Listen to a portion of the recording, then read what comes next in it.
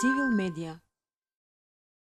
Ja sam dolgo razmislila, znači, kako da go formiram, odnosno kako koji koncept ki bude najprihvatljiv i iskreno da vi kažem, moje to izlaganje ki bude malce po-filozofski. Znači, moja ta lična percepcija za, da kažem, na nekoliko temi. Današnje moje izlaganje je isto naslov, znači isto debel povod. Znači, ki se zadržam na promenata koja jaz smetam kako shift v site nas, ženi, pošto smetam, deka odredeni raboti v obštestvu se pravat formalno, se pravat zaradi nekoj zadovoljuvanja na odredeni šabloni i profilot na ličnosti, znači, koji gi dvižat promenite, kako i vtorata tema zašto i kako 8. mart.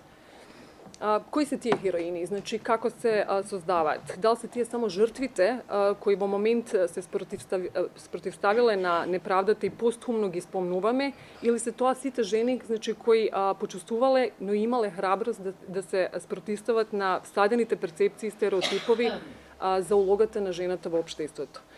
Koji se tije dvigateljki na promeni?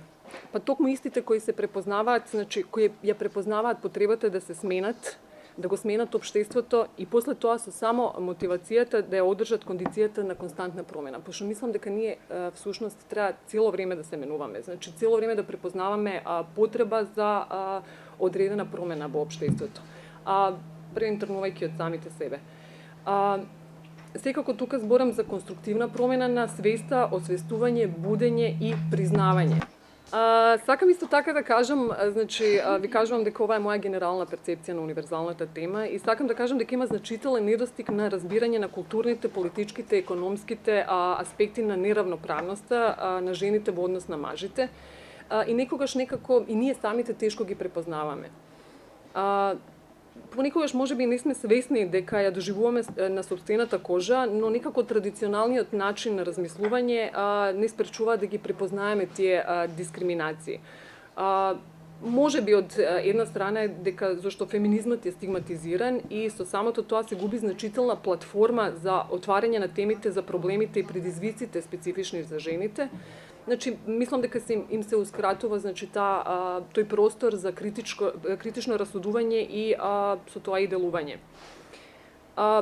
Моето размислување, значи, по ова е и моите прашања, фактички, кои ги поставувам на самата себе, е зошто се случува ова. Па мислам дека ние сме родени во, условно кажано, машко општество, каде тие ги одредуваат правилата и тоа е толку е сраснато во нашата реалност, што ние тешко излегуваме од тоа милје и речиси невозможно е да просудуваме, значи, во тој така поставен систем на вредности и позиции. Еве, јас ке спомнам, иако не сум од браншата, јас сум била во едно време во браншата, значи, работев на женските права, значи, бев вклучена во тоа движење, но мојата професија така ме однесе од други води и се видов повеќе во активист со генерален некој профил. Јас себе си поставував прашање, иако сум во контакт со луѓе кои се бават со тематиката, значи колку жени, значи надвор од NGO секторот, меѓународни организации или пак институции што работат на тематиката знаат за Истанбулската конвенција. Значи, јас контактирам со луѓе кои тоа навистина многу со голема љубов го работат и беа многу, да кажам, и упорни Истанбулската конвенција да се ратификува, значи, во 2017, мислам дека се случи. Значи, колку жени, впрочем, со дипломи уште трпат семејно насилство, вербална злоупотреба, мизогинистички коментари и закани.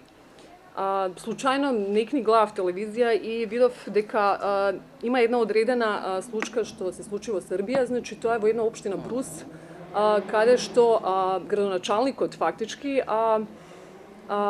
вршеше сексуално вознемирување кон секретарката со години, не само кон секретарката, значи другите вработени во општината. И едно што ми остави многу голем впечаток беше дека во моментот кога се даваше, кога требаше да се имитува, значи, целата емисија во врска со сексуалното вознемирување на градоначалникот, имитување беше спречено. Снема струја, случајно. Така да, ова фактички и кажува дека колку е фактички тоа се организирано, колку е тоа се поддржано и мислам дека тука ни е јасно, ни станува јасно значи за што се работи, затоа и го спомнав дека ние фактички живееме условно кажано во машкиот свет. Таа жена се осмели да збори јавно за тоа, но сигурна сум дека скоро сите мажи ќе ја осудат заради тоа, зашто може би била во слична ситуација, но од другата страна сум сигурна дека и доста жени ќе го направат тоа. Мислам дека само жените кои се вистински освестени и ќе го препознаат целиот спектар на взаемна поддршка од страна на системот во кој доминираат мажите, ќе ја поддржат. Мислам дека не е се така црно и да, има одредени победи кои ги одбележуваме, но мислам дека не е доволно за 110 години, значи од кога почна сето тоа. Мислам дека нас, жените, ни треба отворена солидарност помеѓу нас самите. Значи, системски треба да се менува свеста и мислам дека тоа може само со едукација. Ние често забораваме дека и мислиме дека сме привидно, како да кажам, прифатени во машкиот клуб, додека тоа е само привидно, додека навистина реалноста не ви ја удри шлаканицата. Треба да знаеме дека нема вистинско прифаќање уште, значи има сожалување, интенции и љубопитност. И мислам дека од тие причини тоа се прави.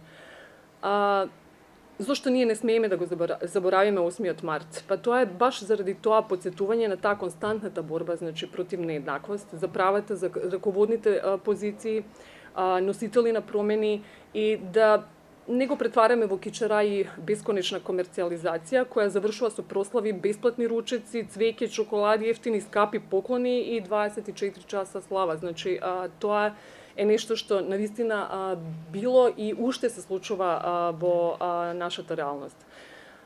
Искрено во моето растење, значи во мојот живот, 8 март значи беше како повеќе перципиран како ден на учителки, баби, мајки, значи и купување поклони и некако и денеска се чувствувам ако нешто не им купам дека ќе ми се наутат. Искрено, морам и да го спомнам, денеска е 7 март, за албанска нација тоа е денот на учителот. Значи самиот збор ви кажува дека денот на учителот колку е тоа значи колку е дискриминаторски поставено, ама Боже мој, тоа е поставено во 19 век и како тако се слави уште и ништо не се менува. Тоа е тоа што го спомнав дека е традиционалното. Во подоцнежните години моето растење, значи сите ние нели поминуваме низ некоја метаморфоза, значи и искрено потоа почнувате да поставувате прашање. Јас поставував многу прашања. Мене ми требаше тој шифтот. Иако јас почнав да работам на таа тематика, не го чувствував тоа. Морам да бидам искрена и не го сваќав, може би вистински.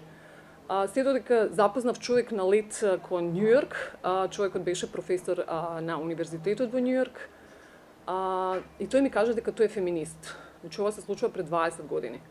Јас го гледам и го прашувам како можеш ти да бидеш феминист. Значи феминист што знаевме, но како мажот може да биде феминист.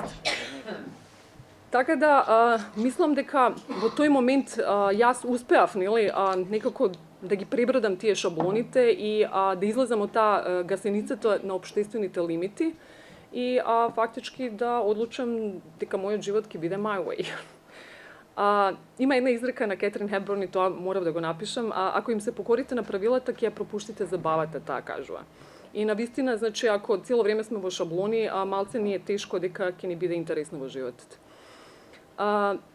Мислам дека, како што кажав, ова е денот кога треба да се подсетиме на тие двигателки на промени, кои не се плашале да ја отворат Пандорината кутија на бескрајна неправда и како тие почнаа да се борат за еднакви права, за образование, за работа, финансиска независност.